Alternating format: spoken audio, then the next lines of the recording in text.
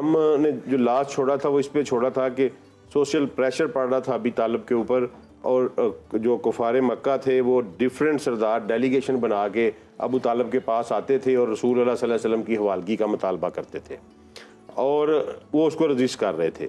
اب یہ کوئی زبانی کلامی رجسٹ نہیں کر رہے تھے، یعنی کہ ہمارے تمام محدثین، تمام مورخین، دونوں بڑے بڑے جو ہمارے مکتبہ فکر ہیں اہل سنہ اور اہل تشیع کے، یہ متفق ہیں کہ جب تک ابو طالب زندہ رہے ہیں کسی بندے کی یہ جرت نہیں ہوئی کہ نبی کریم صلی اللہ علیہ وسلم پر فزیکل اسالٹ کر سکے۔ واہ واہ واہ، ٹھیک ہے، بکواس زبانی بکواس کرتے تھے، تبلیغ کو متاثر کرتے تھے، جو لوگ غریب بیچارے ایمان لے کے آتے تھے ان کو زد و کوب کرتے تھے، بڑی سیویئر قسم کی پرسیکیوشن کرتے تھے، لیکن کسی بندے کی یہ جرت نہیں ہوئی کہ رسول اللہ صلی اللہ علیہ وسلم پر انگلی بھی اٹھا سکے۔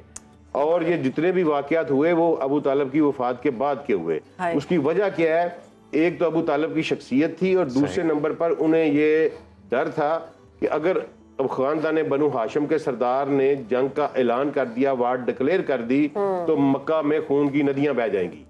اس لیے کوئی بھی، اور دوسرا جو ابو طالب تھے وہ مسلسل ان کو تھریٹ بھی کرتے تھے اور میسج بھی بھجواتے تھے، اور ان کا طریقہ یہ تھا کہ وہ کعبہ کے سامنے کھڑے ہو جاتے تھے اکثر، جب سارے سردار چپال لگا کے کعبہ کے سین میں بیٹھے ہوتے تھے تو وہ شعر پڑھتے ہوتے تھے عربی میں، جن کا ترجمہ کچھ اس طرح ہے کہ یہ ہم سے محمد مانگتے ہیں، یہ سن لیں اے رب کعبہ، تیری عزت اور جلال کی قسم، ہم ان کو محمد کے قریب بھی نہیں پہنچنے دیں گے اس وقت تک جب تک کہ ہمارے سر ہمارے کندھوں پر ہیں اور ہمارا خون ہمارے اندر ہے۔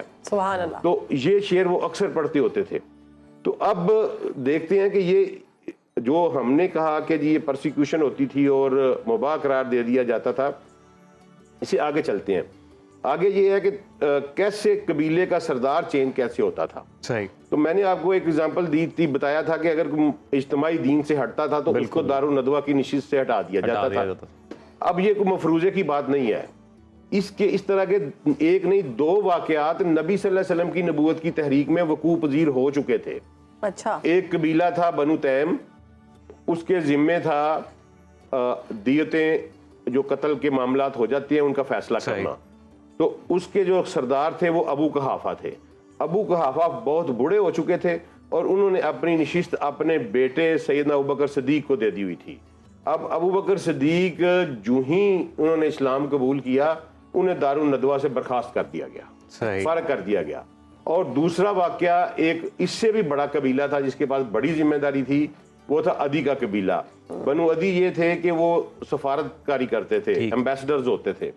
تو ان کی جو نشست تھی وہ خطاب بن نفیل کے پاس تھی۔ تو خطاب بن نفیل کا ایک بڑا ہونہار قسم کا بیٹا تھا، بہت چلاک ہوشیار۔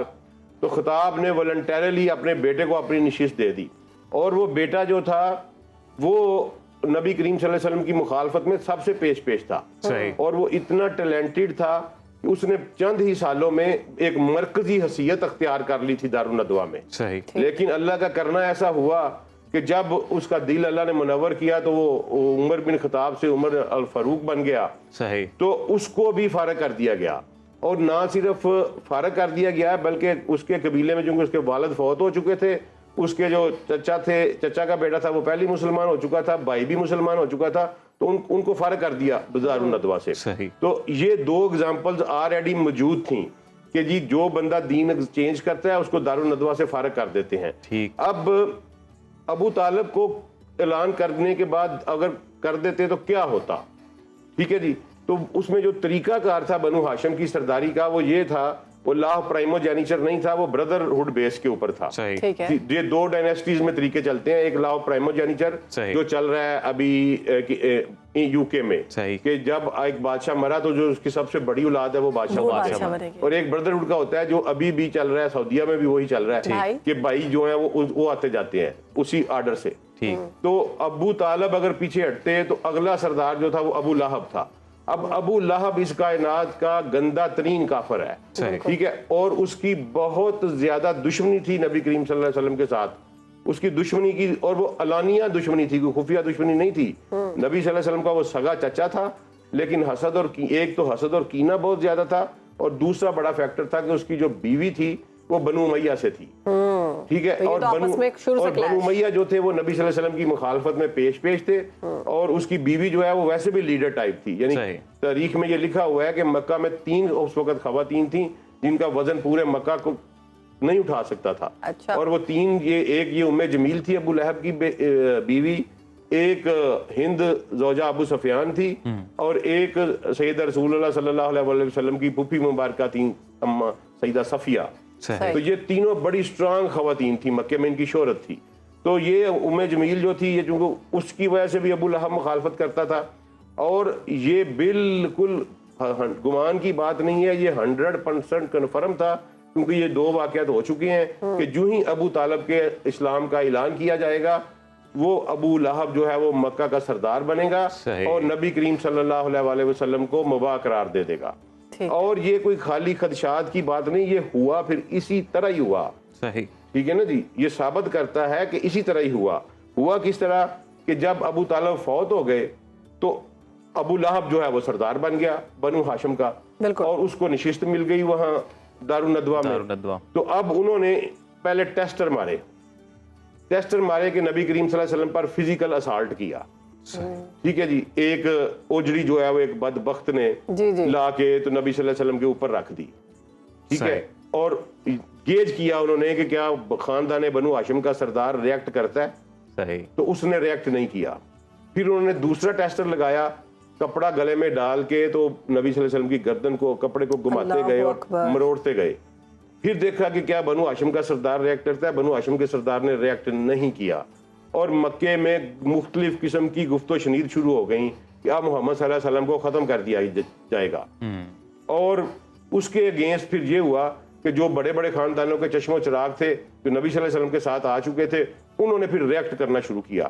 ٹھیک ہے جی, وہ اس میں جو پیش تھے وہ حمزہ بن عبد المطلب تھے, عمر بن خطاب تھے, سعد بن نبی وقاص تھے, اور یہ زبیر تھے, زبیر بن عوام. یہ چاروں مختلف قبیلوں سے تھے. تو انہوں نے ریزسٹنس تھوڑی آفر کرنی شروع کی, لیکن پھر یہ ہوا کہ انہوں نے مباح قرار دے دیا. واقعی اجلاس کیا اور مباح قرار, جو ہی انہوں نے مباح قرار دیا نبی کریم صلی اللہ علیہ وسلم کو پتہ چل گیا, سرکار فوری طور پر مکہ سے نکل گئے اور طائف تشریف لے گئے. اب طائف کی جا کے آپ میسیج بھی پڑھیں نا, تو انہوں نے یہ نہیں کہا کہ میں تمہیں تبلیغ کرنے آیا ہوں. کیٹاگوریکل سرکار نے کہا کہ میری بات مانو, میرے پہ اللہ پہ ایمان لے آؤ اور مجھے رکھ لو اپنے پاس, تم عرب و عجم پہ حکمرانی کرو گے. لیکن وہ بد نصیب لوگ تھے, ٹھیک ہے, ان کی قسمت نے یاوری نہیں کی. انہوں نے نہ صرف دعوت ریجیکٹ کی, توہین کی, بلکہ تشدد کروایا. اب اس تشدد کے بعد نبی کریم صلی اللہ علیہ وسلم کی وہ دعا پڑھیں, ٹھیک ہے نا, جو طائف کے واپسی پہ کی ہے, اس سے سارا پتہ چل جاتا ہے کہ پہلی دفعہ زبان رسالت پہ آیا کہ یار اللہ تو نے مجھے کن کے سپرد کر دیا ہے. اب وہ اس طرف گئے, انہوں نے تشدد کیا, پیچھے جاتے تھے وہاں مباح قرار دیے جا چکے تھے. ٹھیک ہے, وہ ذرا لائیں اپنے اوپر وہ کفیت کہ ایک بندے کو کیا کفیت ہوگی. تو اس پہ پھر انہوں نے پہلے سہیل بن عمر سے پناہ مانگی, اس نے ریفیوز کر دیا. پھر اپنے پردادا کے رشتہ دار مطعم بن عدی سے مانگی, تو وہ اس کو غیرت آئی کوئی تھوڑی سی قبائلی, تو وہ لے کے آیا اور آ کے اس نے اعلان کیا. لیکن یہ خطرہ بدستور موجود تھا کہ وہ پناہ واپس لے لے گا اور نبی کریم صلی اللہ علیہ وسلم کو دوبارہ وہ مباح والا پریکٹس جو ہے نا وہ کر دی جائے گی. اس پہ جو ان کے جان نثار تھے وہ ایکٹیو ہو گئے اور انہوں نے پیرے پورے بھی دینے شروع کر دیے, لیکن وہ بھی اس کو بھی رجسٹ کیا گیا. اور پھر انہوں نے اجتماعی طور پر اجتماعی ڈیسیژن کیا, اور وہی مطعم بن عدی جس نے دی تھی پناہ, اس کا بیٹا جبیر بن مطعم اس میں سب سے آگے تھا, اور ابو جہل کا بیٹا سب سے آگے تھا سفیان بن امیہ. انہوں نے اجتماعی میٹنگ کی اور نبی صلی اللہ علیہ وسلم کے اجتماعی قتل کا فیصلہ کیا. اللہ اکبر. ٹھیک ہے جی, اور اجتماعی قتل انہوں نے کہا سارے مل کے کرو تاکہ یہ مکہ میں خون نہ ہو. اور انہوں نے پھر ابو لہب سے ڈسکس کیا, ابو لہب کو سے کہا کہ وہ مباح قرار دے. ابو لہب نے وہاں پہ یہ شرط لگائی کہ صرف محمد کو میں مباح قرار دے رہا ہوں. آپ اس پہ حیران ہوں گے کہ میں ہر بندہ پڑھنے والا حیران ہوتا ہے کہ کیوں انہوں نے گھیر لیا مکان کو اور ساری رات کیوں ویٹ کرتے رہے. صحیح, ٹھیک ہے, مولا علی جو ہے وہ سین میں چادر لے کے سوئے رہے اور وہ باہر ویٹ کرتے رہے. کیوں؟ اس لیے کہ ابو لہب نے پہلے کہا بھی ہوا تھا کہ میں نے صرف محمد کو مباح کیا, اگر بنو ہاشم کے کسی اور بندے کو نقصان پہنچا یا کسی کی عزت پہ حرف آیا تو میں جنگ کروں گا. صحیح. تو وہ بار بار آ کے یہ کہتا بھی تھا کہ دھیان رکھنا محمد کے علاوہ کسی بندے کو کوئی نقصان نہ پہنچے. یہی وجہ ہے کہ انہوں نے جب دیواریں پھلانگی صبح چڑھنے پہ اور آگے سے مولا علی نکلے تو پہلے مولا علی کو سجدوں کو کیا ان کا محمد کدھر ہے, مولا علی نے کہا مجھے دے کے گئے تھے, میں ضامن ہوں اس کا, مجھے کیا پتا کدھر ہے. تو پھر انہوں نے اس کو چھوڑ دیا اسی وجہ سے کہ صرف محمد صلی اللہ علیہ وسلم کو مباح قرار دیا گیا تھا. تو یہ کنکلوژن ہے, یہ میری گزارش ہے تمام اپنے سننے والوں سے کہ اگر ابو طالب کا اسلام کا اعلان کر دیا جاتا تو اسلام جو ہے وہ بڑے پہلے دن ہی, یہ پودا پھوٹتے ہی جو ہے وہ جڑ سے اکھاڑ دیا جاتا. یہ ممکن ہی نہیں تھا. ابو طالب کا اسلام کا اعلان نہ کرنے کی وجہ سے ہی اسلام جو ہے وہ مکہ میں پنپا. اس کو حکمت کو سمجھا کریں. ایک دم سے انہوں نے فرقہ واریت میں آ کے اور میرا مطلب ہماری تباہ و بربادی اتار دی ہے. یہ سوچنا چاہیے تھوڑا سا, کیونکہ اللہ نے سورہ فرقان کی آیت نمبر 42 میں کہا ہے, نہیں سورہ انفال کی آیت نمبر 42 میں کہا ہے کہ جو ہلاک ہوا وہ دلیل سے ہلاک ہوا اور جو زندہ رہا وہ دلیل سے زندہ رہا. دلیل کی اتنی بڑی جو ہے نا یہ اہمیت ہے. تو فرقہ واریت سے باہر نکلیں, ذرا اپنی عقل کو استعمال کریں, آپ کو پتہ چل جائے گا کہ ابو طالب کا اسلام اناؤنس کرنا کتنا زیادہ بڑا خطرہ تھا. صحیح, ٹھیک ہے. اور فرقہ واریت سے دیکھیں باہر نکلنے کا, ٹھیک ہے میری بھی پرورش جو ہے وہ ایک ریلیجیس بالکل ایک فقہ کے ساتھ سٹانچ دیوبندی گھرانے میں ہوئی ہے, لیکن وہ باہر ہم اس سے کیسے نکلے کہ وہ ایک اللہ تعالیٰ نے ایک رہنمائی دی. دیکھیں فرقہ واریت سے اوپر اٹھنے کا ایک ہی طریقہ ہے, یہ میرا میسیج ہے اس حوالے سے کہ ایک ہی طریقہ ہے کہ آپ صرف نبی صلی اللہ علیہ وسلم کو اپنا کرائیٹیریا بنا لیں. کیا بات, یہی ختم نبوت ہے. میں اس کو آپ ایک واقعہ بتاتا ہوں. محی الدین عربی نے لکھا ہوا ہے اپنی کتاب میں, انہوں نے لکھا ہے جی کہ میں ایک بندہ تھا جو میرے شیخ کو میرے پیر کو نا برا بھلا کہتا تھا, اور میں وہ تھا وہ عالم دین اور میں اس سے بڑی نفرت کرتا تھا. تو ایک دن رسول اللہ صلی اللہ علیہ وسلم نے میری حاضری کی خواب میں اور فرمایا کہ تم اس سے نفرت کیوں کرتے ہو. تو انہوں نے کہا کہ یا رسول اللہ وہ بندہ میرے شیخ کو برا بھلا کہتا ہے, اس کو نہیں مانتا. تو نبی صلی اللہ علیہ وسلم نے کہا کہ تمہارے شیخ کو ماننا کب سے دین ہو گیا ہے, وہ مجھے تو مانتا ہے نا, اور محی الدین تم نے یہ خیال کیوں نہیں کیا کہ وہ میرا امتی ہے. جاؤ اٹھو جا کے معافی مانگو ورنہ تمہارا سب کچھ برباد کر دیا جائے گا. یہ فرقہ واریت اتنی بڑی لعنت ہے, اس سے باہر نکلیں. نبی صلی اللہ علیہ وسلم کو جو ہم ایک ہی نظریہ مسلمان کا ہوا ہے اور ہونا چاہیے کہ جو نبی صلی اللہ علیہ وسلم سے متعلقہ چیزیں ہیں ہم سب کا احترام کریں گے. بالکل, وہ کہتے ہیں نا کہ احترام کے قابل ہیں جہاں میں جتنے بھی لوگ, میں سب کو مانتا ہوں لیکن مصطفیٰ کے بعد. واہ واہ واہ کیا بات. عبدالسلام صاحب پھر اس فرقہ واریت میں پڑھ کے تو مسلمان اتنا بٹے آپس میں کہ ابھی موجودہ دور میں بھی ہم دیکھتے ہیں کہ اہل غزہ پہ جو بیت رہی ہے وہاں پہ اسلامی ممالک کی آپ دیکھ لیں. فرقہ واریت سے باہر نکلیں گے, ادروائز تو ہمارا دشمن جبڑے کھول کے ہمیں کھانے کے لیے تیار بیٹھا ہے اور وہ جوتے مارتے ہوئے یہ نہیں دیکھتا کہ یہ بریلوی ہے کہ دیوبندی ہے کہ شیعہ ہے کہ اہل حدیث ہے, وہ صرف مسلمان دیکھتا ہے. لہذا سارے کے سارے ہم اپنے اختلافات کم کریں.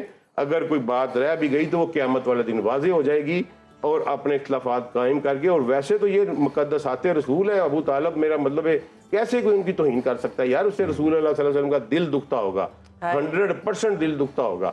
اتنی قربانیاں اس شخص کی, اور میں نے لاجیکلی ثابت کر دیا ہے کہ اگر ان کے اسلام کو اناؤنس کیا جاتا تو اسلام میں یہ بالکل وہیں فنش ہو. یہ اللہ کی حکمت اسی طرح تھی, اور اسی حکمت اسی دلیل کے تحت اللہ نے ان کا اسلام جو ہے وہ اناؤنس نہیں کیا. بے شک. بہت شکریہ. بہت خوبصورت گفتگو کا سلسلہ رہا, بہت شکریہ عبدالسلام عارف صاحب. عبدالسلام صاحب میں تو چاہتا ہوں کہ آج اگر آپ یہ بھی اناؤنس کریں کہ ہم نیکسٹ ٹاپک جو کیا ہونے والا ہے آج, مجھے آج کے ٹاپک پہ نا ہے تھوڑا سا کہ بمبارڈمنٹ بھی ہونی ہے اور کچھ بمیں بھی چڑھنی ہے, تو ان بموں کو نارمل کرنے کے لیے انشاءاللہ کل ہم ثانی و حسنین سیدنا ابو بکر صدیق پہ گفتگو کریں گے, اور پرسوں پھر حسن المجتبیٰ امام علیہ السلام پہ جو ہے نا جی 15 رمضان کو ہم ان پہ ڈسکس کریں گے.